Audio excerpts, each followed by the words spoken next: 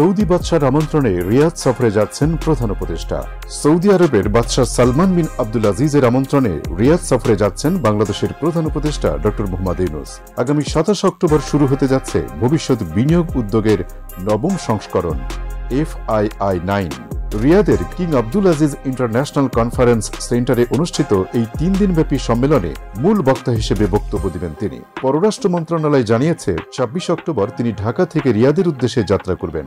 সফরকালে Saudi crown Prince ও প্রধানমন্ত্রী মোহাম্মদ বিন সালমানের সঙ্গেও সৌজন্য সাক্ষাৎ করবেন প্রধান উপদেষ্টা।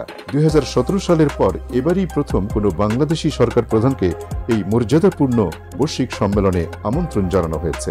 FII9 সম্মেলনে উপস্থিত থাকবেন সৌদির জ্বালানি মন্ত্রী, চীনের ভাইস প্রেসিডেন্ট, বিশ্ব বাণিজ্য সংস্থার মহাপরিচালক সহ বিশ্বের শীর্ষ ব্যবসায়ী ও প্রযুক্তি নেতারা। এই আয়োজনে টেকসই অর্থনৈতিক প্রবৃদ্ধি, মুক্ত বাণিজ্য, কৃত্রিম বুদ্ধিমত্তা ও শক্তি রূপান্তরের মতো গুরুত্বপূর্ণ বিষয় নিয়ে আলোচনা হবে, যা ভবিষ্যতের বৈশ্বিক অর্থনীতির দিক নির্ধারণে গুরুত্বপূর্ণ ভূমিকা রাখবে।